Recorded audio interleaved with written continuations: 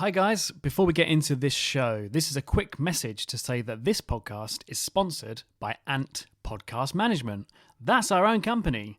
Ant stands for Amy, Nick, Thompson. If you or your company want to start a professional podcast or need help running an existing one, then we have got you covered.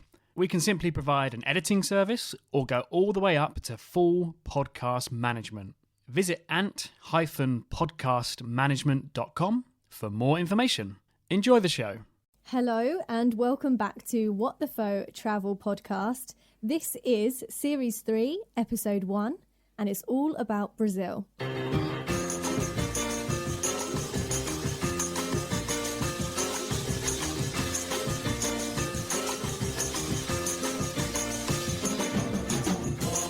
Hey guys, we are back at last. About time. It feels like it's been ages, but What the Faux Travel Podcast is back.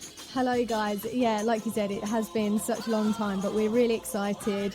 We've been to a few different countries now, so we've got new content, new interviews and everything to bring you. So yeah, it's all exciting. Series 3 is going to be good. We've got so much lined up for you guys. Yeah, it's really exciting. We're happy to be back. We hope that you're happy that we're back. Yes. Right, so the first question I hear you ask is what's coming up on the show? So we're going to be talking about Rio, we're going to talk about Favelas, Sao Paulo, Iguazu Falls, we're going to be talking about beaches, islands, couch surfing as well, because we tried that for the first time in terms of staying with people. We've had people stay with us, so we're going to be talking about that, and of course, how can we miss it? We're definitely going to be talking about Brazilian food because it is incredible. So lots coming up on the show, but Nick, let's start with shout-outs to kind of get reacquainted with everyone again. Let's do it. Okay, so shout-outs. DYL and at Travels BYBYL. I don't know what that means, but they got in touch on Instagram to say, just discovered your podcast. Love it. Oh, nice and simple. Love it. Katie and Chris from Sexy Coffee Blog on Instagram, they also got in touch. They said, what is up, motherfuckers? Love the show, and thanks for sharing your travels with us. And Sarah Lepante also got in touch on Instagram. She said, I'm almost out of your podcast to listen to. The show is my mental escape on my commute to work.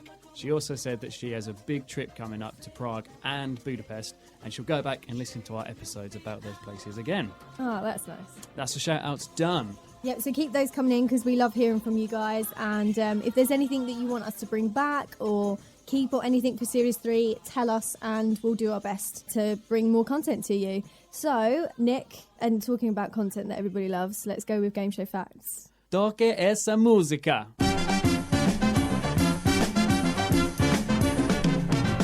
Brazil is South America's biggest country. A former Portuguese colony, Brazil has a highly diverse population, including indigenous Americans and the descendants of African slaves and European settlers. The official language is Portuguese, but there are also 180 indigenous languages spoken here. The population is around 200 million and the capital city is Brasilia. Over the past few years, Brazil has made major strides in its efforts to raise millions out of poverty, although the gap between rich and poor remains wide. Brazil is famous for the Amazon rainforest, beautiful beaches, and football. Brazil was the most successful team in World Cup history. They've won it 5 times.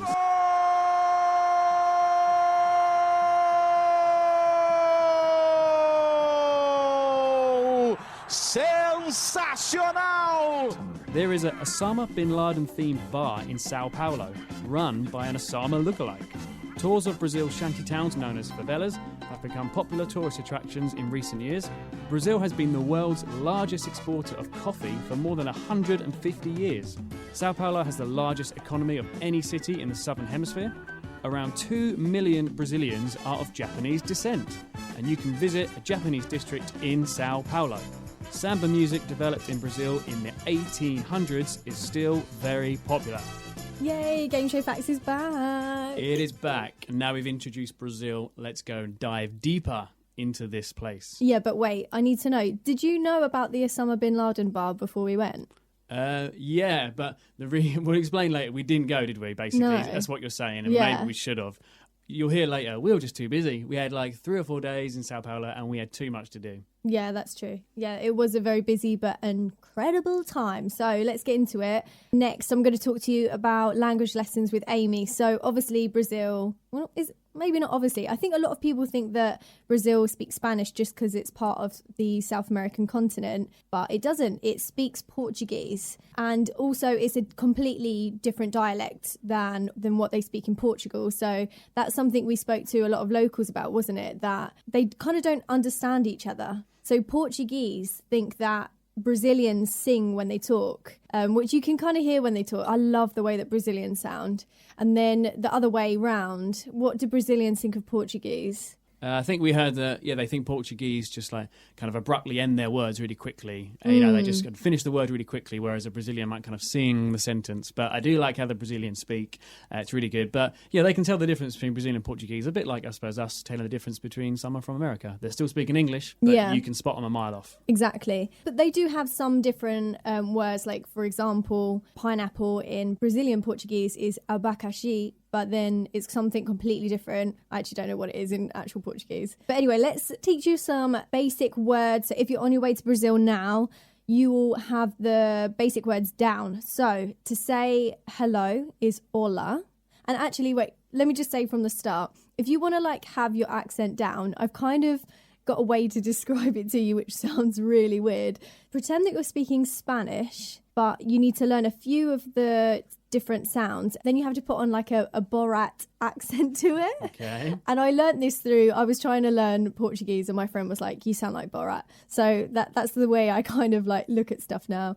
So if you say like hola, rather than saying hola, you'd be like hola, hola, like that. Yeah, okay. Okay, so how are you is como você está. Como você está? Now with like a Borat bit to it. Como você está? Yeah, actually sounds a bit more like it. Okay, so you've got, I don't understand, where you'd say, now entiendo. Now entiendo. It's not tiendo, that's Spanish. So it's entiendo. Now entiendo. No, you did it again. Oh, what are you saying? It's not entiendo, it's entendo. Oh. There you go. Now Nintendo. Nintendo. Okay, yeah, just think Nintendo. Okay, so to say I only speak a little Portuguese, and this is where I sound very Borat, is when you say falo pouco de português. Yeah, I see that. Falo. So falo means I speak pouco de português. Falo pouco de português. That's pretty good. So yes is sim. Sim, easy. No is now. Now. And that's kind of like you're talking from your throat, really. It's not really from your mouth. So it's kind of like a when you're meditating. So it's more like a now. Now. Yeah. It's quite a difficult sound for English speakers because we don't really use that in our language. And then just a few others. Good morning is bom dia. We heard that a lot, didn't we? Yes. I know it's good morning, but do they also use it as kind of just a greeting, like good day? Yeah, because it literally means good day. Bom dia. Yeah, I remember hearing that a lot. But if you see it written anywhere, it looks like it says bom dia, but they say their D's as a G, J sound. So bom dia. Mm-hmm. Good afternoon is boa tarde. Boa tarde. There you go. Love it. Loving the Borat accent. That was all right, actually, wasn't it? Yeah, I thought it sounded Brazilian. It actually works. All the Brazilian people listening to this is like, oh my God, this is awful. So good night is boa noite. Boa noite. Noite. Noite. Yeah. And then thank you for a man is obrigado. Obrigado. But us ladies have to say obrigada. I just think I love the language. I think it's a really sexy sounding language. And you particularly like the way they say Brazil. Yes. Oh my God, absolutely. So yeah, we just say Brazil, but then because obviously it's got an L on the end of the word, and they kind of make that into like a W. So you kind of like close your lips together. So it's more like Brazil. Brazil, yeah. Which I love it. It sounds so good. I like it. Now you guys have got the basics. So that was language lessons with Amy. Very good. Informative, educational as always. Okay, right. Let's go into the actual trip then. So we got back a few weeks ago and we went on a 7-week tour. But in terms of Brazil, that was the whole trip. We was in Brazil for 2 to 3 weeks. We stayed at the southern part of the country. We will be going back to do the north because we love the country so much. But yeah, we just want to make this very clear to anyone that's listening. We can't tell you anything about the north because we haven't been there. So yeah, this is primarily the south. Exactly. It's not a guide to the whole of Brazil. Yeah. We started in Rio, then went to a small place called Ilha Grande. No, I don't always say that wrong. Ilha Grande. No, you are saying it right. Like how I said, the D's go to G. So it's Ilha Grande, but they would say like Ilha Grande. Ilha Grande, which means big island. And that's what it is. It's like an island beach type place. That's quite big. It's a big island, yeah. Then after that, we went to a place called Paraty, an old Portuguese colonial town. Yeah, again, going into language, Paraty is spelt Parati. And everyone was like, where the hell is Parati? And I was like, Paraty. But yeah, anyway. So then after Paraty, we went to Sao Paulo. And from Sao Paulo, we went to Iguazu Waterfall. And that was the Brazil leg of our trip. We did then go to Paraguay, Argentina, Uruguay, and then later on Cuba. But we're going to talk about that later in the series. Absolutely. So if you're looking at a map, basically we started in Rio and went all the way to the left until we hit Paraguay, pretty much. So there was a lot of overnight buses involved in that. There's actually quite a lot of hours. Like we did a few 12-hour buses. We did one 18-hour bus. So it's quite lengthy to get across South America, which I'm sure a lot of you already know. So that was pretty much the route that we took. But let's start with Rio, obviously, because we started there. And one of the most amazing days that we had there and the whole trip, we went to Rocinha Favela. Yeah, Rocinha is Brazil's largest favela. And a favela is what some people would call a township or a shanty town. Rocinha began in 1929 as a small farm. The word Rocinha actually means little farm in Portuguese. So that was Jody King. He was our favela tour guide, who is actually from Cornwall in England, believe it or not. But he lives in the favela with his Brazilian girlfriend while he is the tour guide on the tours that we went to. And he also runs a free English school for favela residents as well. All throughout the 60s and 70s, the government kept tearing down the illegal settlements around Rio because, of course, all favelas began as illegal settlements. Favela is a plant that you can't get rid of. It's a type of a plant, you chop and kill it when it grows back very quickly. And that's why they called them favelas, because just like the plant, they couldn't get rid of them. They're very resilient.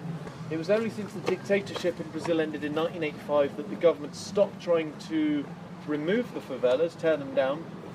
And that's when people started to build more permanent housing out of brick and cement. So pretty much all what you see here today has been built since 1985. Because it's all brick and cement housing here now. There's no more wooden tin shacks in Rocinha anymore. Some poorer favelas, that you might get in the north zone, there are still some wooden tin shacks in some favelas for sure. But pretty much all the favelas in the south zone, it's all brick and cement now. So it's, it's good, solid, sturdy housing. The pacification is this thing the government came up with when Rio was awarded the World Cup in the Olympics. They decided they wanted to do something about the gangs. The best thing about the pacification is that the people legally own their homes here now. So this is no longer an illegal settlement. So people have the deeds, the documents to their housing, and that's put the value of the properties up because the houses are now secure here. There was less crime when the gang are policing the place. Less shootings. They maintained order because the gang would always have like normal rules, like don't rob anyone in a favela, don't assault anyone, don't rape anyone, normal rules. The gang would impose these rules because if people are getting robbed in the favela, no one's going to come and buy the drugs from the gang here. So the gang have got their own business to protect. And of course, if people are getting robbed, it brings police attention, which is the last thing the gang want as well.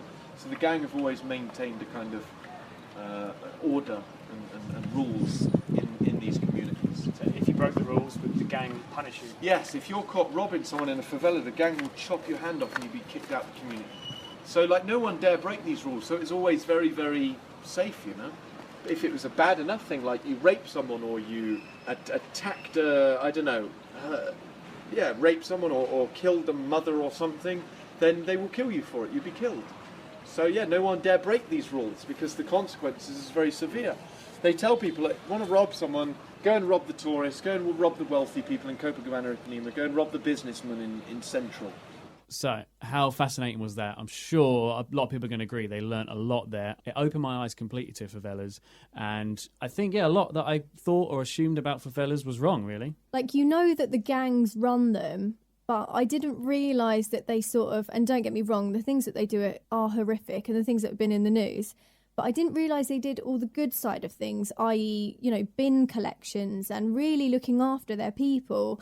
So, yeah, it did really open my mind. And again, it's one of these things where you go to Brazil and people always say, oh, don't go to Sao Paulo. Oh, don't go here because it's really dangerous. But actually, we felt incredibly safe. And at the time, we always had our wits about us, and I'd say we're experienced travellers. So, there are safer ways of doing it. Don't just walk into the favela by yourself. You don't know whether you're doing anything that offends anyone or anything like that. So always go with a tour. On the other side of things, because we do need to tell the truth about everything, once we came out and we spoke to the local people about the fact that we went in there, a lot of them did get quite angry with us because in the past there has been quite a few incidents where tourists have been caught in crossfire and they have been shot dead. And they were normal tourists as we were walking the favela, trying to understand the culture, and they just got caught in crossfire. There's a lot of turf wars that go on there, so that's where two gangs go up against each other and they are literally fighting for the land and who to be in control. So, we don't want to be like, yeah, it's great, we had a great time and it was fine, because it was for us, but we did take precautions, i.e. going with a tour guide, although that isn't always going to keep you safe. But yeah, just look at the news and just make your own decision on what you want to do. For us, it worked out well. We're still here, we haven't been hurt, and we had an incredible time, and we felt like we learnt a lot. But, you've got to think about these things. Yeah, exactly. We have to tell both sides of it. Like you said, we felt safe. Like we did learn a lot. It's not the place where you're going to get robbed like we thought it might be. Like Jodie explained, tourist places, they're where you're going to get robbed. So there are different types of dangers, and we did hear these shootings are rare. Sometimes it's not just between two gangs, it's between a gang and the police as well. And what I found was amazing, I said to Jodie, because, like we said, he lives there. I said, what do you do when there is a turf war or if the gangs and the police are shooting each other? He said, if we still have electricity, we just turn the TV up. It's just crazy, isn't it? But that was complete different type of culture. Yeah, and think back home in England, if we heard one gunshot, we are freaking out. But he just said it's part of living there. But one thing that did strike me, there really was a tight sense of community there. Yes. Everyone really was very friendly. We're not just saying, everyone's so friendly, it was so magical. People were very, very friendly. And it just felt like a real tight-knit community. And I quite admire what they've done, because at the start they built up that favela with no help from the authorities, from the government at first. The government are now involved running things. But at first they had to build these houses completely on their own. How many people can you say around the world who would be able to build their own house, start their own community with no help whatsoever? So at the end of the tour, we were sitting in a Brazilian restaurant where, Nick, you got a bit caught out, didn't you? In the restaurants, if you go to like a buffet restaurant, see if on the sign it says peso on it, because it means weight. So you go around and pick up your food, where we think a buffet, you kind of get all you can for the same price.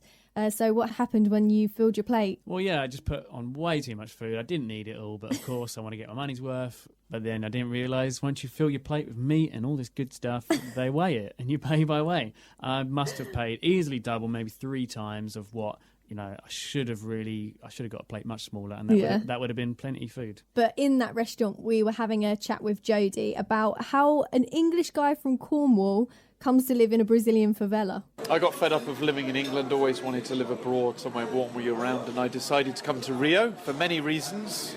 The weather, the beaches, the rainforest, the World Cup and the Olympics as well, because I came here a year before the World Cup and my plan was to teach English. Got qualified to teach English as a foreign language before I came, but never used that qualification actually. I ended up managing a hostel for my first year in a small favela called Vidigal. Ended up going to this favela as a guest in the hostel, loved it so much in the community and in the favela that I stayed long term in the hostel and ended up working in there and managing the place. That then led to me getting connected with Rocinha favela, because it's a neighbouring favela from Vidigal, and I used to come around the mountain from Vidigal into Rocinha favela with guests of the hostel, because it's the biggest favela in Brazil, Rocinha, and tourists wanted to see it, so I take them for tours, bring them for the food and the restaurants, because the food is very good and the shopping is very good here in Rocinha. So yeah, and then Zizinho at Favela Adventures offered me a job as a tour guide here in Rocinha just before the World Cup started in May 2014.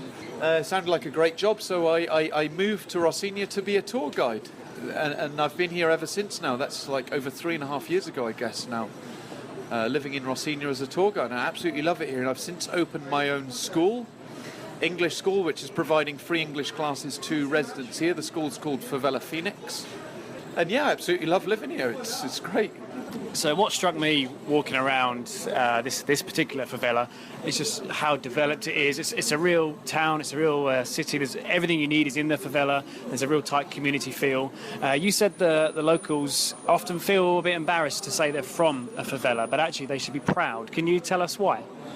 Yeah, unfortunately there is a stigma attached to people from a favela because a lot of the outside world, especially the Brazilians that are not from favelas, believe that the favelas are just full of dangerous people, they're full of criminals, and if you go there you're going to get robbed, you're going to get shot. They believe all these really incorrect stereotypes, you know. Because 99% of the people that live here are not criminals. Over 99%. You know, it's only a small minority that are part of the gang that might be drug trafficking. But, you know, everyone is working legitimate jobs and very nice, friendly, kind people. So it's quite damaging when there is such a strong kind of belief outside of the favela that it's just full of criminals and it's a dangerous place because it's so far from the truth, you know. It's just full of very, very nice, kind, humble, friendly people. That's why I like living here. Okay, great. And so tell everyone where they can find you. So my school, Favela Phoenix, is on favelaphoenix.org. If they want to check out the project, donate in any way to the project because it's an NGO, or a tour through Favela Adventures as well, which is favelaadventures.org. Yeah, I'd strongly recommend coming on a tour because that's the only way that you'll really see what life is really like in a favela instead of just what you see on the TVs and in the newspapers, which is always just these kind of negative side, and that's less than 1% of life here. So there's a lot to learn, and yeah, it's a fantastic, lovable place. That's why I found myself living here for so long. So thanks, Jody. That was Jody King from Favela Adventures. So staying on with the favelas, like we said, some local people that we spoke to after, they got quite angry with us that we went into the favela because it's really unsafe. Well, that was their opinion at that point. And do you want to tell us? So we'll talk about Pedro later a bit more, but this was our second couchsurfing host in Rio. And once we'd told him where we'd been, what did he say? His exact words were, "Do you have shit for brains?" Which has kind of turned into a quote of the rest of the trip, which is really funny. But yeah, maybe we do have shit for brains, but, you know, we've got to get that culture in us. Moving on from that, but we're still in the favela. We had a really good experience at a bar, and we're just going to play you this clip, and I'll explain what's going on afterwards. What?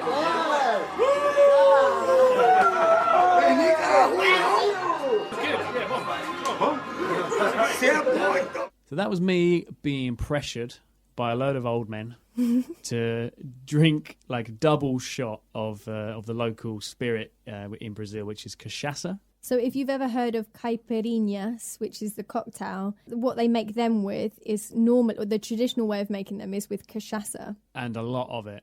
But I had like a double measure shot, and they're all saying like, do it. And I'm thinking, I'm representing my country here. This is for England. I've got to do it. Man up. So I did, and it was fine. And they're all cheering, way. But then afterwards, you know, it just showed how nice and kind and generous these people were. I said, oh, how much money for that drink? And they were like, no money. It was just entertaining. So they were happy, just the fact that I did it. Yeah, and they were all just so nice. And one of them in particular, who will put like pictures of him on our Instagram. That's What the Faux Travel Podcast on Instagram and Twitter and Facebook. But this guy, oh my goodness, he absolutely broke my heart. Like if he came up to me and was like, Amy, all in Portuguese, Amy, leave Nick for me. I'll be like, yes, absolutely. He is like 70 years old, but, you know, like he had the kindest most Brazilian face. He was like a very cute little old man, wasn't he? Yeah. Oh my God, I absolutely loved him. But he was like, oh, do you want to come to my house? And like to the whole tour group, about 5 of us.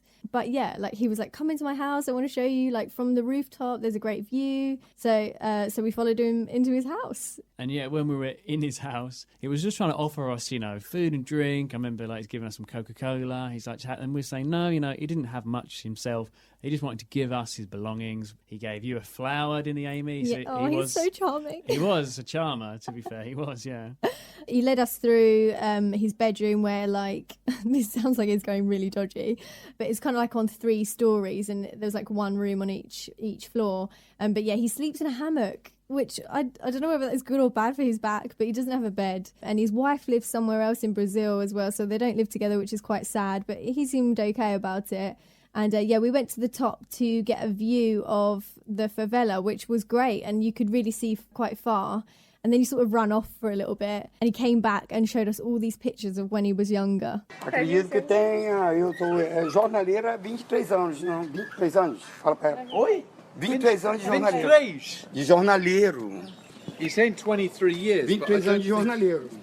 Como banco de jornal. But I think that's saying how long ago. Oh, maybe 23 years ago. Yeah. Yeah. Has he lived here all his life? Você mora aqui na sua vida inteira? Estou há 37 anos. 7 anos. 37. Okay, so he's lived here for 37 years. 37 na minha casa. Moro sozinho. Você Tem 5 filhos. Você é do Nordeste? Sou do Ceará. Ah, legal. Okay. So he's originally from Ceará, the northeast of Brazil. Cheguei no dia 6 de junho de And setembro. actually, this is something that I should have mentioned to you before, which I normally do. Most families here in Rocinha are not from Rio, they're from the north Dia of 6 de junho Brazil. de setembro, assisti a Copa do Mundo aqui. So they come here to work. Rio and Sao Paulo has just a lot more work and educational course opportunities. My girlfriend's another example. She's from Paraíba, in the north of Brazil, and she came down here with her brother and sister when they left school for the more opportunities. E quantos anos você tem agora? Tem 67. He's 67. Okay. Can you ask him, does he like this neighbourhood? Like, is he Você gosta happy morando aqui? Você gosta morando aqui? Não, eu não tenho pra onde ir. Tem pra aqui mesmo. Oi? Eu não tenho pra onde ir, tem pra aqui mesmo. I think he's saying like, yeah, Eu não pretendo sair. yeah, there's no problem. It's all he knows, sort of thing. Does he think it's good that tourists come and have a look around? Você acha é coisa bom turistas passar e olhar essa comunidade? Eu cheguei aqui tão cedo, né? Eu acho que eu tô bem. So it's like he's good about it. So that was our favela experience, and what an authentic, real cultural experience it was, and it was fantastic. Really, really enjoyed it. But yeah, do your research, guys. We had a good time. Make your own mind up. But like we've mentioned the dangers, we've mentioned the good things. Yeah, you make your own mind up, but it was fantastic. Yeah, it really was. So we're staying in Rio. Let's talk a little bit about Sugarloaf Mountain, because that's quite a famous thing to do when you're there. Sugarloaf Mountain is called Pan do Açúcar, which literally means bread of sugar. So Sugarloaf Mountain. That was really good. I'd really recommend people go up there. It's probably the best views we had of Rio because of where it's situated. So you've got Rio's just a great city all in all, because it's the one city I've been to where you have mountains, you have city life, you have water, like all these different climates and everything all together. And although that does make travelling a little bit difficult in terms of getting from one district to another, because you've got to go around the mountains and stuff, it's so picturesque, and I think one of the best cities I've ever been to. Oh, Rio's got it all. Like you said, it's nature and a city kind of working together, but it's stunning. You're right, best views of Rio, up Sugarloaf. You get 2 cable cars up there, and I remember it actually being quite expensive. We were surprised. Yeah. We might be talking like £20 each, Yeah. and that is quite a lot just to get a view, but still highly recommend. Yeah, It I'd was still very impressive. recommend it actually. Yeah, because we did think, oh, that's way more expensive than we were thinking, and then we did nearly turn around and not go up. But actually, it is worth it. I'll do it, yeah. But the reason why we were surprised, because I think like Christ the Redeemer, like that's the main attraction in Rio. I remember that being like half the price of Sugarloaf. So Yeah. that's why I think we were surprised. But Christ as well is actually, I think it looks better from down below on the floor, because you see him looking over the city. It's quite stunning. But of course, you need to go up. You need to get close to him. And again, you get some amazing views of Rio. My recommendations for that is definitely go up in the morning. If you go in the afternoon, it's busier for some reason. Well, just because everybody's turned up late. but also it gets really cloudy in the afternoons in Rio. So once you get up there, your views are crap because you can't see anything. So definitely go in the morning. That's a good bit of advice. I think more the queues in the afternoon, it's because at the bottom where you have to get a train up, I think that's where the queues start to get really long. But when we got there was no queue at all, was there? We got straight on the train. Yeah. It was still busy at the top, but yeah, get there early, very good advice. And while we're on advice, and I think about it before I forget, great way to get around Rio is Uber. Yes. It's so cheap. You can be talking like £2 or £3 to get from one side of the city to the other. No cash exchanges hands. It's all online. Even if you book it with Wi-Fi, and then when you leave your hotel or house or whatever and you lose Wi-Fi, it doesn't matter. It's fine. Later when you get Wi-Fi again, you then give the driver a review. That is the best way to get around town. We have not been paid by Uber, though, to say that. I actually do not like Uber, but it made that trip really easy. There was a few stressful times where we're up in the top floor of a building. We've got Wi-Fi. And we're like, right, it's booked. It's going to be in 2 minutes. We've got to run down the stairs or get the elevator down. And then a couple of times it's happened. Once we got down, he'd been waiting and he gave up and went. They don't wait long. And then, of course, we haven't got Wi-Fi on our phones, so we don't know he's cancelled. So we have to go back up to the flat to get Wi-Fi again. So that is the downside of it for sure. Yeah, that was quite stressful. But yeah, as far as we're aware as well, there aren't any scams. We definitely weren't scammed in any way. So if an Uber driver asks you, oh, you need to pay extra money for this or that, which never happened to us, just don't accept it. You know, Uber is what it is in your own country, even though we don't have it in England anymore. But yeah. I think in London. Oh, is it just London? I think so. I don't know. Well. But anyway, other good places in Rio. You'll have to say what the translation in Portuguese. The colourful steps. Oh yes, that's it's really hard to say. Escadaria Celarón, and Celarón is the artist who made it. Yeah, he's a Chilean guy, I believe, and I think once he'd finished, the next day he was killed, wasn't he? Yeah, so he was killed, and it was a really mysterious thing. Police have said they don't know what happened, but he died on the steps the day after. I'm pretty sure it was the day after it all finished, because it took a few decades for him to finish the steps. Whoa. And the day they finished, the next day, yeah, he died. That sucks. That's a real downer. But like I said, it's a really cool place to go. It's very beautiful. Check it out. And talking about beautiful, there's a few beaches in Rio. Copacabana, the most famous, most popular beach, I'd say. Yeah, like it's a place you've got to go when you're there, but obviously it's the busiest one. It's the one where you're going to get like quite a few people trying to sell stuff to you. Although the good thing about them selling is that they're mainly selling food. So, you know, everybody wants to buy food. And actually it's pretty decent. You sat on the beach and, yeah, they're bringing you beers and pizza. Pizza, and yeah. All sorts, which is quite cool. The other beach, which is also very touristic, which I always pronounce wrong. I'm going to give it a go. Here we go. Oh my God. Ipanema, yeah. Ipanema Beach. When we first arrived, we kept calling it Ipanema. Ipanema Beach. We're so Essex. And then a beach we went to which wasn't very popular, and we couldn't understand why, because it was a nice beach, was Flamengo Beach. Yes. We later found out that day from our host, Pedro. He said, oh, you didn't swim in the water, did you? I was like, yeah. He said, yeah, that's not the ocean. That's like a river, which the water comes from all over Brazil. And he said most people who live along that river go to the toilet in that river. Yes. So it is sewage, and that's why there was no one on the beach. And that's why, Nick, the water was brown, and that's why I never got in it. You didn't, did you? I No. thought it was fine. It seemed fine when I was in it. Then he said, I hope you've had your hepatitis shots. I did then get in the shower after he said that. Yeah. So don't go to Flamengo Beach. Well, go, but just maybe don't go into the water, because the beach itself is actually quite nice. Yeah, it was. And it was so like empty, so we kind of just chilled there for a few hours. Talk about some of the best places to stay in Rio. We were staying in a place called Botafogo, yeah. which was pretty decent. It was central, really. I think you've got Copacabana to the south, and then you've got the north, where like Lapa is good for nightlife, and I think that's near where the colourful steps are. Yeah, which is quite near Santa Teresa, which is quite an artistic boho type place. So if that's your thing, then definitely go there. Exactly, but if you just want the full, tourist experience, then Copacabana or Ipanema. But Botafogo, I liked it. It was pretty decent. Metro was all right when we got it. But yeah, Uber's the best way, because the metro stations, like in London, you can get off one subway. You can get off one underground station, and it's not far walk to the next one. But in Rio, it is quite a long walk between metro stations. So just Uber's the best. Yeah, definitely. And another place that you might want to consider if you can't find accommodation in those other areas is Gloria as well, because Gloria is quite close to all the other areas. To sum up, Botafogo, Lapa, Santa Teresa or Gloria all seem quite good areas in terms of all the touristic things that you want to do, and then also mixing with the locals. They're just the good areas. Agreed. Speaking of locals, let's mention our 2 couchsurfing hosts while we were in Rio. Now, the first one, a guy called Lauro and his wife. This was our first ever, I say couchsurfing experience. We've hosted, we've never been a guest.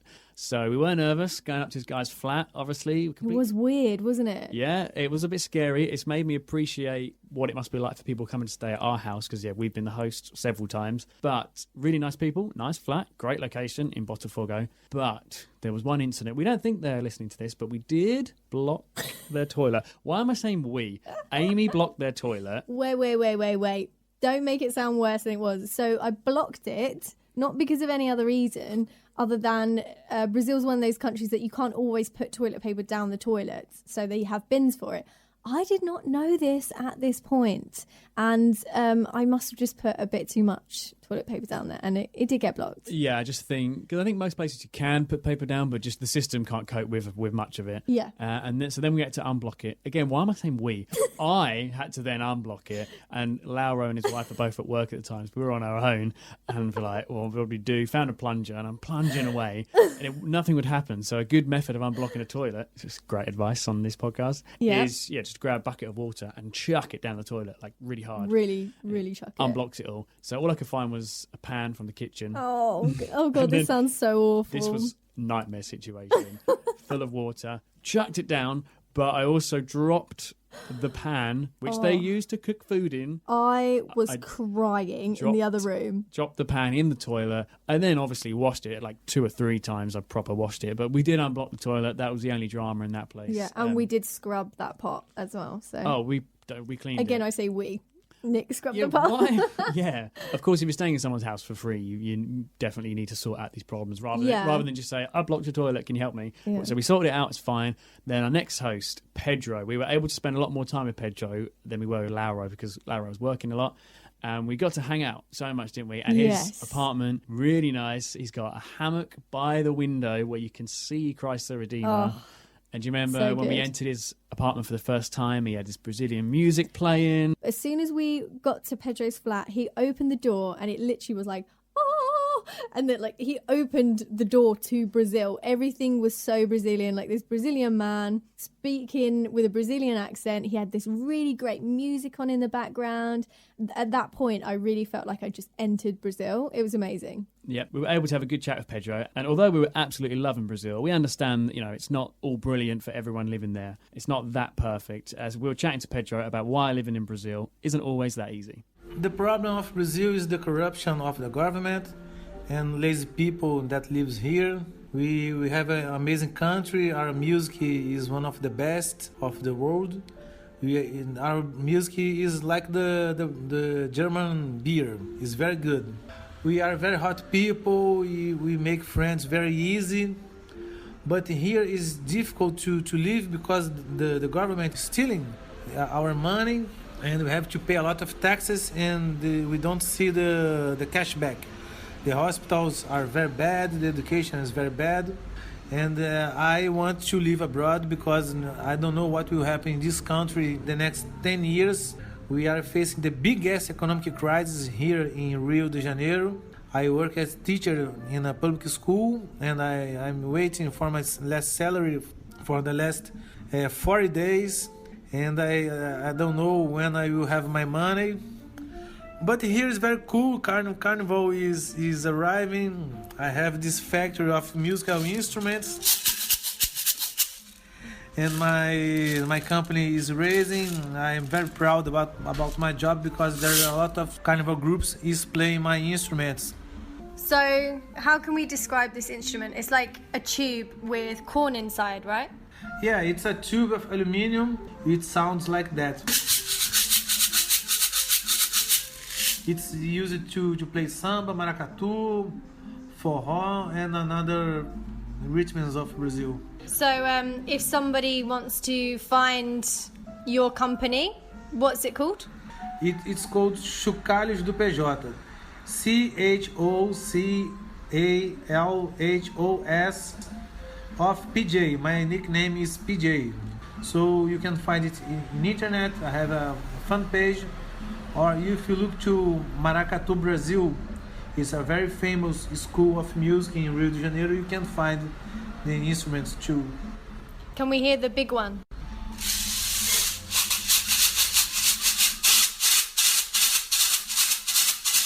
So that was our Couchsurfing host, Pedro. If you do want to buy one of his shakers, those instruments, then probably best to get in touch with us, and then we'll put you in touch with him if you can't get his website or you missed the name there. So yeah, just send us a message on Facebook, Instagram or Twitter, and we'll link you up. Now, what we did with Pedro, this is the major advantage of Couchsurfing. You get that local knowledge. He actually took us to the music school that he mentioned in our little interview there, where they were practicing for carnival. Faço festa, faço luta, bato bumbo pá. Somos caminho da estrela, ninguém pode nos calar. Faço festa, faço luta, bato bumbo pá.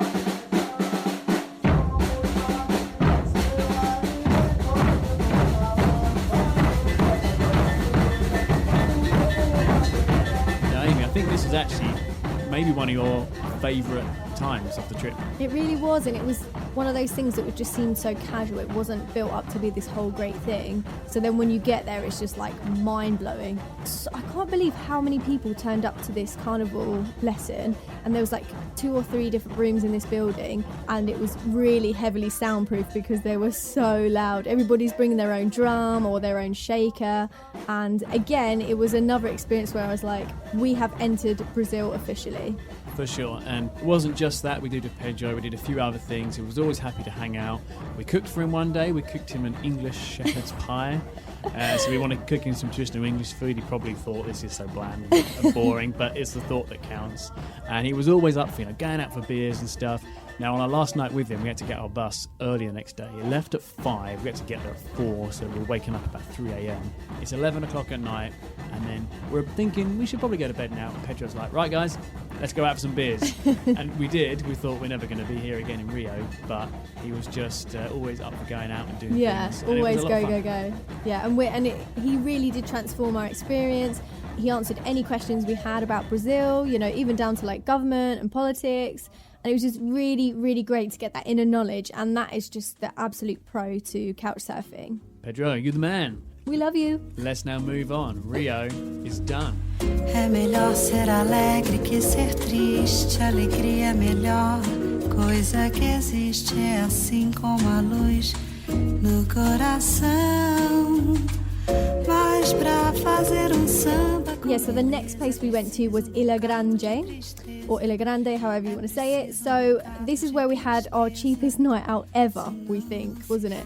Because that drink we was talking about before that makes Caipirinhas is cachaça. It's a bit like vodka, I guess, over here, where you can buy really expensive good vodka, but you can also buy the dirt cheap vodka that makes you ill. And we found the dirtiest of the dirtiest. We're in the supermarket, and there's a big bottle, and it cost us £2.50. Yes. Now, we should also explain, we were staying at a hostel at this point because it's not the type of place where you can couch surf, or we couldn't find anyone. It's just a big tourist place, loads of hostels.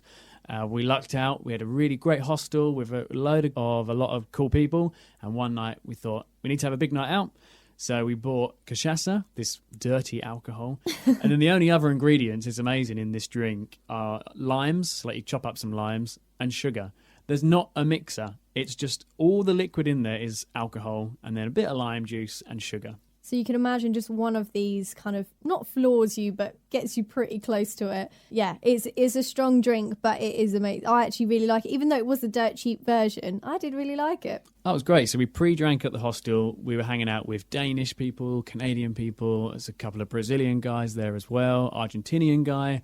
We played games, played cards, and then went to the one nightclub on the island. That was free entry. And by that point, we'd already had enough to drink, so we didn't buy any drinks there. So our night out, grand total, did cost us like £2.50. It was amazing. Which was brilliant. It was really good. And that hostel that we were staying at, we would really recommend it. Again, we've not been paid to say this or anything. We just really recommend the hostel. It's called Papagayo Hostel, which means... Parrot. Yes, very nice. So yeah, Parrot Hostel, and it's a really great location. Obviously, you get the boat there because it's an island, and then as soon as you get off the boat at the jetty, you literally walk to the end of the jetty, and it's just to your left. And yeah, it's great location. Easy. Now, Ilha Grande, it's where people go on holiday. A lot of Brazilians were there on holiday. We met one couple. This was their 10th time going there. And it was great. And, you can do boat trips around the island. It's really picturesque. You can swim in the sea.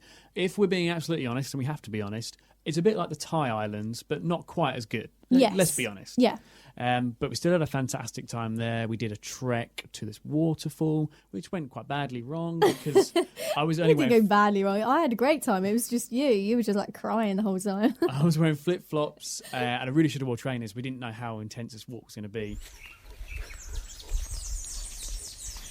Then one of my flip-flops broke, so I'm walking barefoot like through this jungle, and I just kept thinking back to when we had our injections for this trip of the doctor. She said, are you going to be hiking through rainforest or jungle or anything like that? And we said, no, don't worry about that. Absolutely not. And here we are barefoot. I'm like Mowgli style walking through the jungle.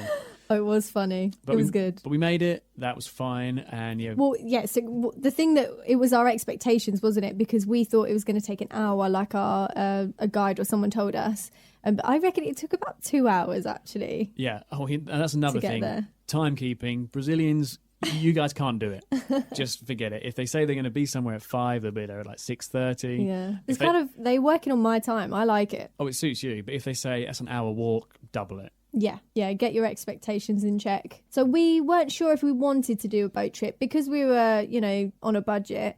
We weren't too sure whether to do it or not. And we thought, we've done these sorts of things before. But then once we've been on the island for a day, we thought, actually, it's kind of the main thing to do. We should be doing it. And I'm so glad that we did. And it wasn't one of those boats where they overcrowd it. Like, it was like a nice speedboat and we had enough space and stuff. And we went snorkeling. And yeah, so I'd really recommend doing one of those tours when you can. And probably best to book it through your hostel because they know who the good companies are.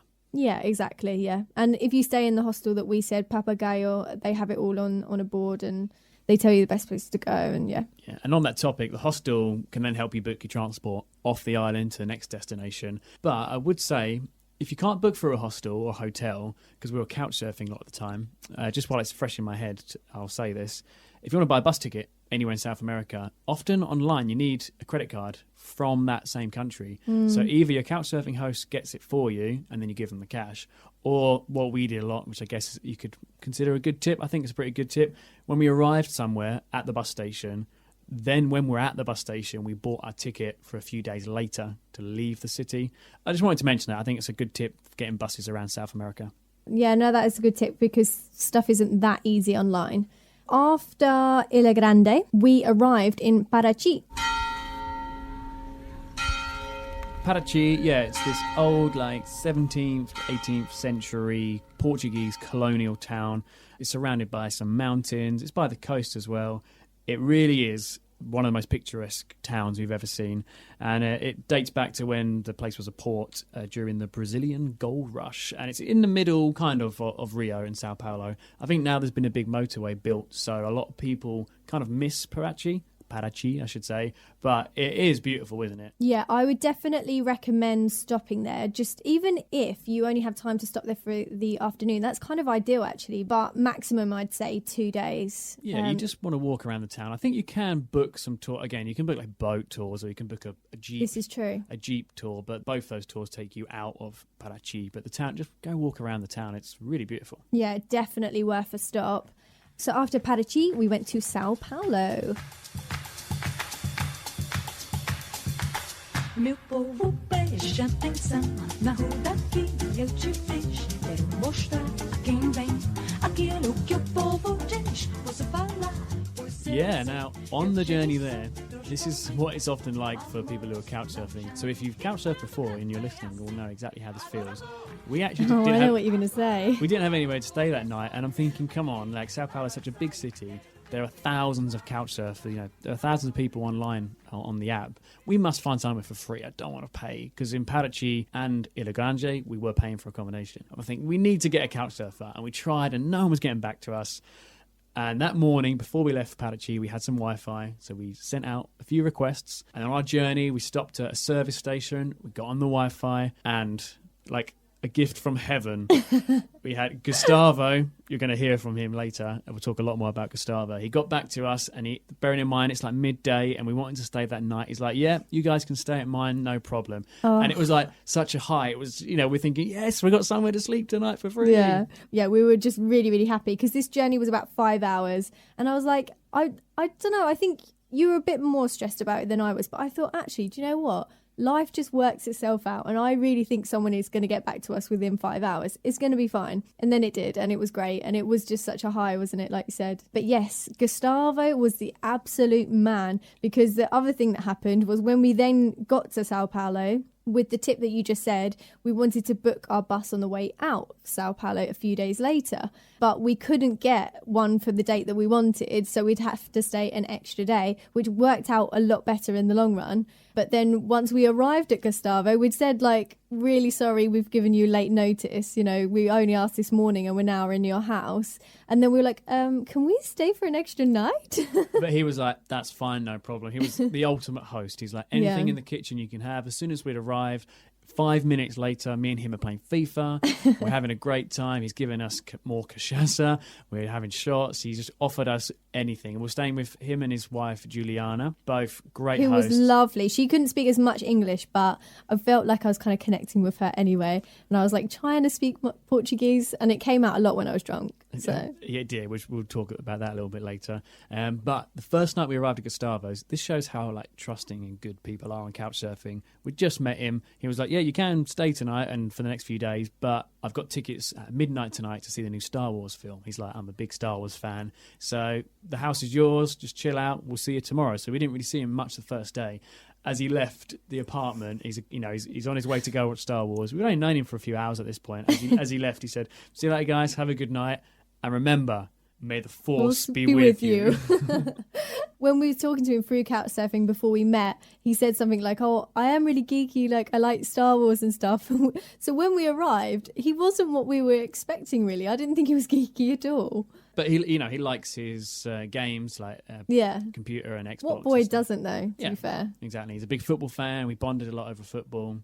But ultimate couchsurfing host. So in case you don't know, this is a little bit about Sao Paulo. So it's in the southeast region of Brazil, and it's actually the most populous city in Brazil and the southern hemisphere. So out of everywhere in the southern hemisphere, it's the biggest city. That's just kind of mind-blowing.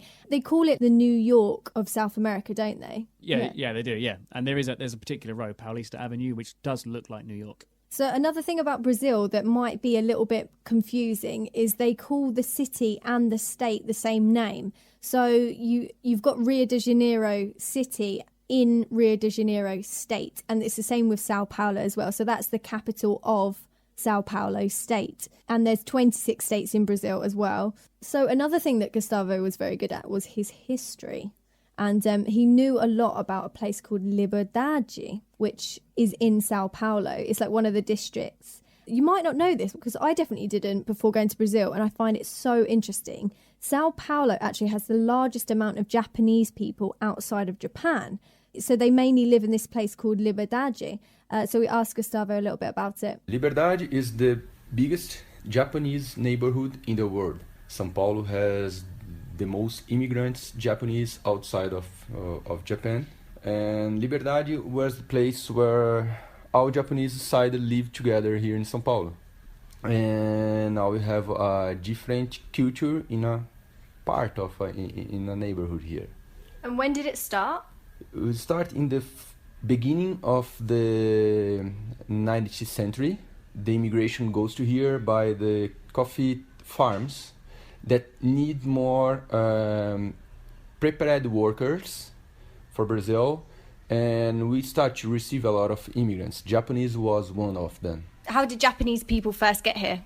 The first time was in a very famous ship, was called Kasatomaru, and he landed in Santos City. That's where you're from? Yes, where I'm from. It's very famous there.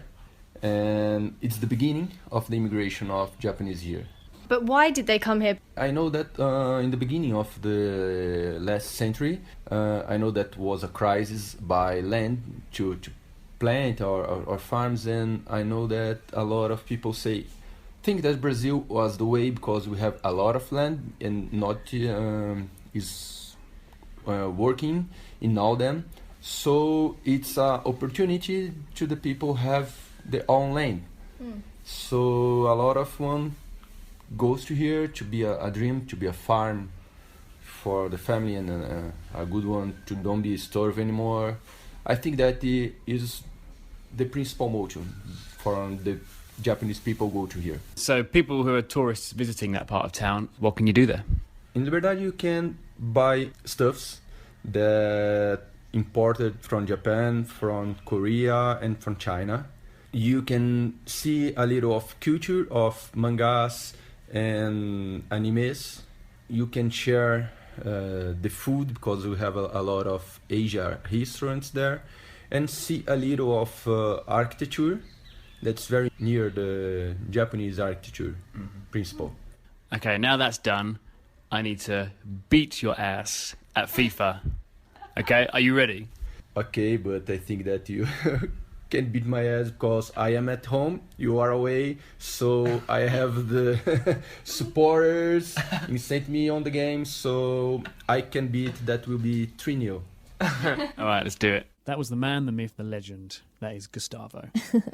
So while we're in Sao Paulo, we, as we always do when we're travelling, we went for a free walking tour. Love it. Now, Sao Paulo is quite famous for its street art, a lot of graffiti. So after the tour, we spoke to our guide, Natalie, about a place called Batman Alley. Oh yeah, so Batman Alley is the best place if you want to really see the best of graffiti in São Paulo. Batman Alley is the place to go. In the beginning, just people, artists going there and painting for themselves for fun, but the place, since it's an alley, so they have a lot of space. So things grew more and more, and as more tourists came to São Paulo, they started to get more attention. And now that is the biggest outdoor. So if you want to show your art, you should go there. And obviously, you have to be very good to earn your space there. And Batman Alley is a place where people go at nighttime as well to like hang out with their friends, drink. Well, there are some bars around Batman Alley, but actually there is not such a popular place to go at night. Well, now they have public lighting, but this has been only a few months since they put it there. But before, it's more a place to see during the daylight, and it's a residential place. So now there's been cases of people, like drunk people around Vila Madalena, obviously walking around drunk in the city, and they get there and they're like being loud. So some of the people who live there, they became kind of angry. So you mentioned drunk people. Let's talk about the nightlife in Sao Paulo. Can you tell us the best areas for the nightlife, but also you explained how different days are good for different reasons, and tell us your favourite day or favourite night.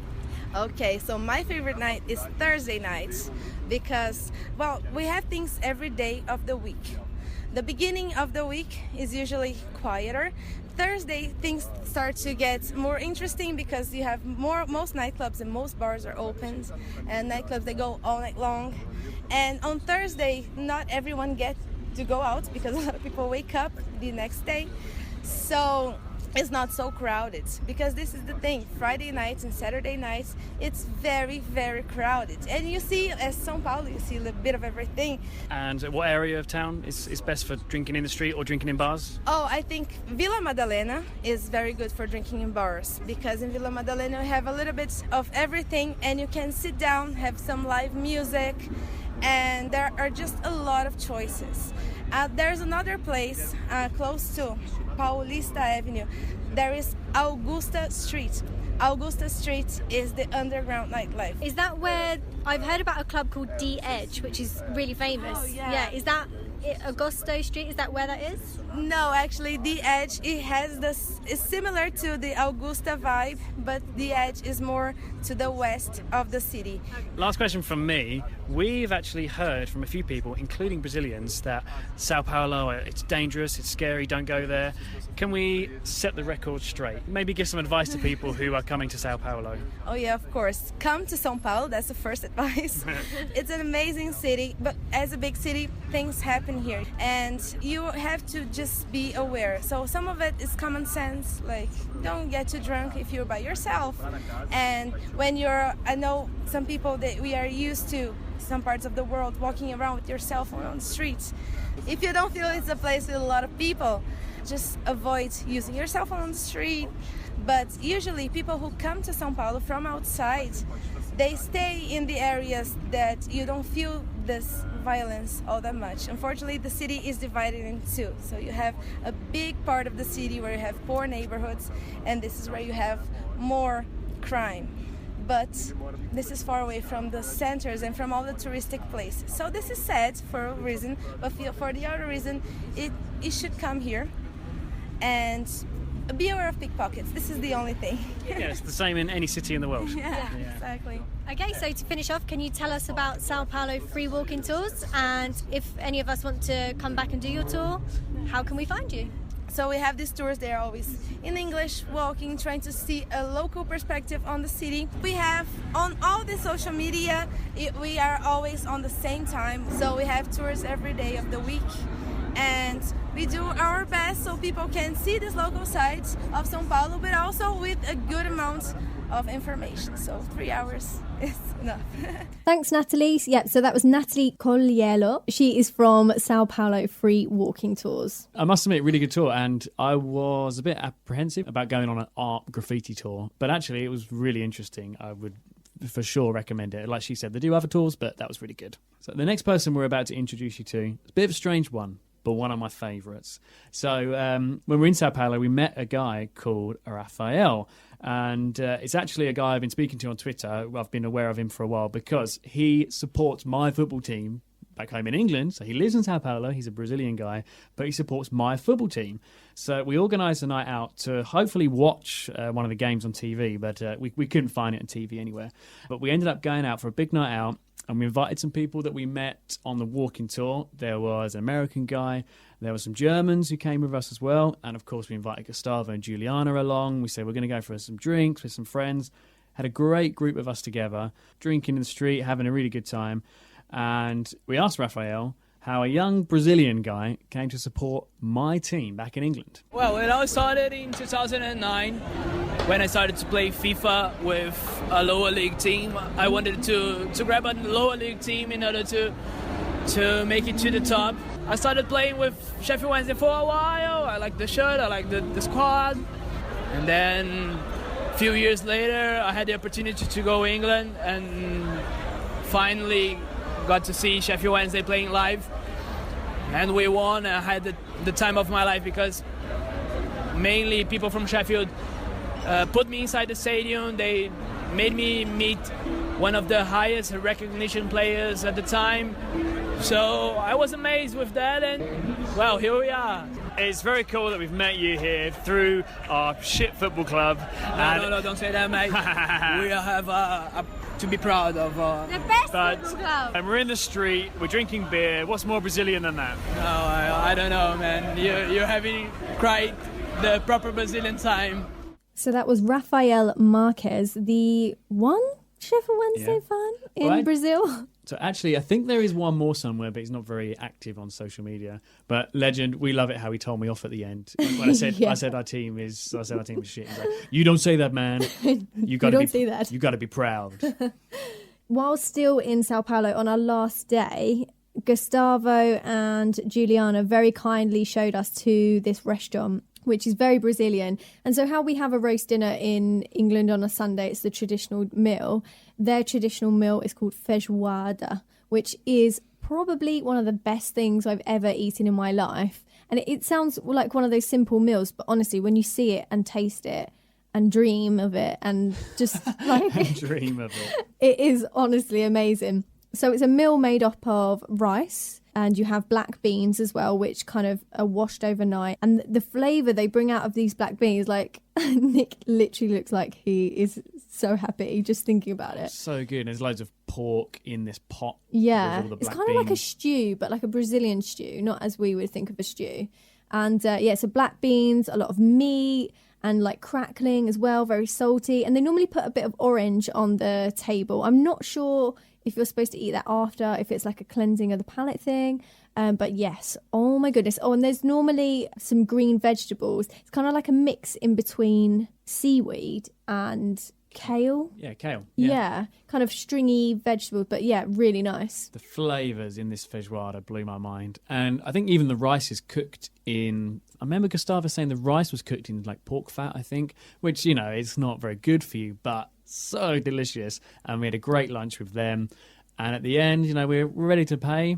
Gustavo, what's he done? He's paid for us. And we said, look, you know, come on, man, like, we're staying at your house for free. We should be the ones getting lunch. And he said, I tell you what, next time in England, you take us out for lunch. Yeah, so Gustavo and Juliana, we are waiting for you to come to London so we can take you out for like a roast dinner or something. Some traditional English food. But what nice people. They took us out for a proper Brazilian lunch, and it was where Brazilians go. And I want to point out, by this point, actually, we've been on our trip for a while now, and I know we said we met some Germans and Americans on a walking tour, but we've pretty much been hanging around with locals. We didn't see any English people in Brazil, which I'm surprised about. We normally see us... There was one on our Sao Paulo free walking tour, but we spoke to him for about 3 minutes, and he was only there for a wedding. He wasn't like travelling or anything. But you're right. We didn't see like hardly any tourists, let alone English people. Yep, just mixing with the locals. Couch surfing, it's the way forward. Yeah, it's our new favourite thing. And actually this weekend we have some Japanese people staying with us tomorrow. We do. A Japanese lady and a French guy. We'll let you know how that goes. Yeah. So yeah, Brazilian food. So that's feijoada. And then we also, on that day, before lunch, there was a food market right by Gustavo and Juliana's house. So while Juliana was getting her makeup done, like very fancy, because they were going to a wedding later that day, Gustavo took us around this food market. And it was like any food market you would assume, like you'd imagine, but it was just so long, like walking through the streets. And I think he said that they put it in a different place every week, or whenever they do it once a month. It just so happened that it was this close to his house. And he took us through and was showing us all the different fruit and vegetables that we don't see in England. And everything was so vibrant. You could smell all the spices and all the colours, and it was amazing. And because we're with a local, he can speak to them and he can ask for little tasters. And of course, we know we're not getting charged the wrong price, and just tasting little bits of the fruit. Like, I like fruit, but of course, fruit's not the most exciting thing. But let me tell you, in Brazil, the fruit is next level. Mind-blowing. It's delicious. And actually, one time you ate so much, it didn't be too kind to your body, was it? Well, fruit helps you go to the toilet. So too much fruit. So you can imagine what happened there. So we went through this food market and he showed us a sugarcane drink. So in Brazilian or Portuguese, it's called clado de cana. So let's do that with a Borat accent. Clado de cana. Yeah, that sounds Brazilian to me, yeah. I don't really like sweet things, so that was quite nice. And they mixed it with lemon, right? Was it sugar and lemon? I think so. I was surprised how much I liked that. It was delicious. Yeah, but like sweet things make me feel quite ill, so I didn't really drink too much of that. But the thing that I really liked was this like deep fried pastry pocket. Would you call it like a pastry pocket? Yeah. It's like square, and you can have whatever you want in it. So I think we got a pizza style one. I had a lot of cheese and pepperoni and stuff in it. And like once you bite into it, there's a bit of, it's kind of like dry coleslaw, I would say, in a bowl, and you pick it up with a spoon and you put it inside the pastry and eat it there. And it was so good. It was delicious. So we shared one of those. We had such good food experiences in Brazil. But I definitely recommend getting one of those if you're in Brazil and you see it. That was our Sao Paulo experience over. And I've got to say, we heard mixed reviews about it, but because of the people we're hanging around with and some of the bars and restaurants we went to, I actually think that was my favourite time. Rio was my favourite place in Brazil. Like, it just looked spectacular. But my favourite time was in Sao Paulo. I loved it. Yeah, I agree with you. Yeah, and it is all about the people. And we obviously met incredible people in Rio as well. But yeah, it just kind of seemed to click.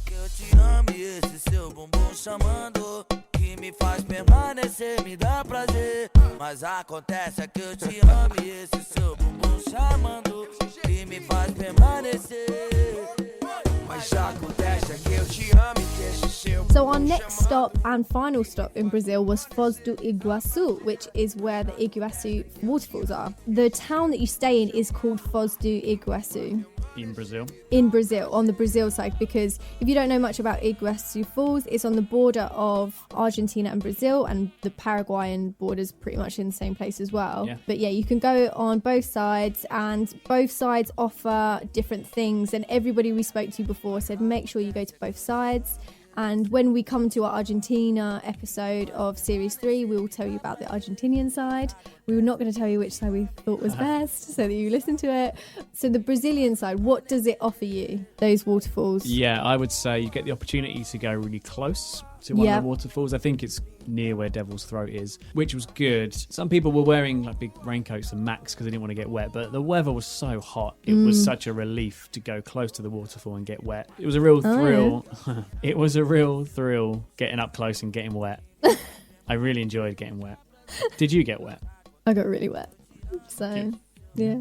That's what happened. It was great. And of course, Iguazu Falls is incredible. It's stunning. I believe it is the biggest biggest chain of waterfalls because, of course, it's not one big waterfall. I think there's hundreds. There's loads of waterfalls. This was a place you were probably looking forward to the most. Like, this was one of the things behind the whole reason to go to South America. But I just want to give my opinion because I've saved it for now. I haven't told you my real opinion. Of what? The waterfalls. I feel like I've been cheated. I've saved it for now for the pod because I want your reaction. Okay. They are amazing, but I don't get waterfalls. Oh, God. I'm not bothered by them. I feel like we should get divorced. Because you really like waterfalls, and people say, yeah, I've been to Victoria Falls or Niagara or whatever. I don't get it.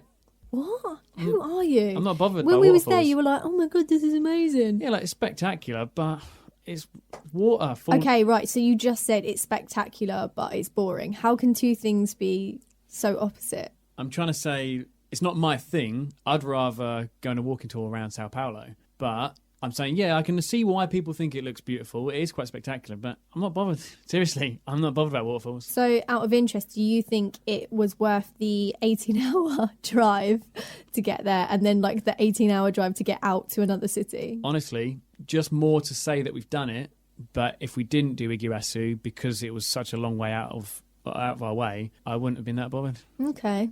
Seriously. That's good to know. So, again, what do you think of the falls? Well, yeah, with a bit of background, South America has always been my dream continent to go to because I used to do salsa. I kind of speak Spanish. And it's always been that continent for me that I'm just like, wow, I've got to go there. So when I started researching it, Iguazu Falls was like one of the first things I saw that you could do there. So it's just been a kind of childhood dream or a teenage dream, ever since I was younger. And it didn't disappoint at all. So it's somewhere I've always read up on and seen pictures. And it really did blow me away. And I do think it was worth the journey and the money to get in there. Something that did surprise me was I thought you just walk to one viewing point and see it, and then that was it. So when we first paid for our ticket, I thought, oh, this is expensive. But no, that's not the case at all. You get there and then you get on this train and it takes you a lot closer, and then you can do a whole day's walking. There's so many different viewing points, different runs that you can go around. You can get back on the train and go further up. There's so much to do. And yeah, it really did blow me away. I would recommend going. I've heard people say that Iguazu was their favourite part, of South America. Yeah. I mean, it wasn't my favourite part because the people are my favourite part, but yeah. Yeah, but I've heard people say that. You're looking forward to it a lot. And yeah, I think most people love waterfalls, but I just don't get it. Yeah, okay, that's fine. I mean, we'll just get divorced, but it's fine. I just want to give some advice. I'm not going to give away the Argentina side because, like you said, we'll mention that in our Argentina episode. Where we stayed in Foz do Iguazu, the town in Brazil, there's not much there. Let's be honest, it's a place people go to see the waterfalls. So I wouldn't recommend making any plans for Foz. But we stayed near a road called Avenue das Cataratas. And that's where a lot of buses stop to take you to either side. Now, if you want to go to the Brazil side, you wait for the bus that actually says Iguazu on the front of the bus. If you want to go to the Argentinian side, you wait for the bus that just says Argentina, okay? So as long as you're staying near that road, it's fairly simple. Because I remember when we first got there, I was a bit overwhelmed. I thought, how do we get here? How do we get there? We were staying at Airbnb at the time, and they gave us a bit of help. But fortunately, we didn't know this before, but we were staying close to that road where all the buses pick you up. So that is my tip for Foz do Iguazu. Very nice. We're coming to the end of our Brazilian episode. And what we normally do is rate a country out of 10, which we are still going to do. But I thought it would be a good idea to do it when we had just crossed the border into Paraguay, because that was our next country that we were going to. So we'd literally just left Brazil, walked across the border, and I asked Nick what he thought of Brazil in total while it was still raw and fresh. I had high expectations for Brazil, even though I always tried to have no expectations. But it completely met them. I think it went past them as well, to be honest. it's difficult to give somewhere 10 out of 10, but I can't think of anything wrong with it, to be honest. The landscapes, the food, the people, it was so good. So many high points, it's got to be a 10 out of 10. Nice. Okay, well... What about you? Yeah, I'd say that my high points was the favela, and another high point was the music day with Pedro, because I just felt like we had arrived in Brazil. It was amazing. It was really good. And so then my high points, what was my low point? In Rio, actually, where we went to that beach and the guy called us racist, which is so ridiculous and untrue. Yeah, so that's probably a low point, but that was our one bad experience. And everybody says that Brazil isn't safe, but I mean, obviously stuff happens, and I'd always say be careful. But for me, I felt safe. I felt like I was around really good people. Yeah. So yeah, I'd give it a 10 out of 10. 10 out of 10 from both of us. So yeah, we kind of liked it. Just a little bit. I really do think it is all because of the experience. It was our new couch surfing adventure that we had, all the people. Like, honestly, it's an incredible country. It's amazing. Now, we always bang on about how India's our favourite country. I think India still is my favourite country. But I don't think India is your favourite country anymore. No, I've actually got the Taj Mahal, which sounds really tacky, but I think it's quite nice, like tattooed on my arm. And it's always my favourite. And don't get me wrong, it still is my favourite country, I think, India. But what I was trying to get over to you when we was having that conversation was that Brazil is my top country. Because I think India, you can have really awful days. You can, if you're not in the right frame of mind to walk through the streets of India, like, you'll have an awful time. So I think Brazil is a lot more to my taste in culture. I love the food. I love Indian food as well. But like all the people and everything, I just feel like I could live in Brazil more than I could live in India. And therefore, I think Brazil is my favourite country. That's fair. India's Marmite. Brazil is heroin. But top 3 countries, mine would still be India, but then second Brazil, third Morocco. Yes, Morocco is definitely my third as well. Brazil, India, Morocco. Yes, I think so. Yeah, so I definitely want to go back to Brazil. I want to go to the north. We've heard so many good things.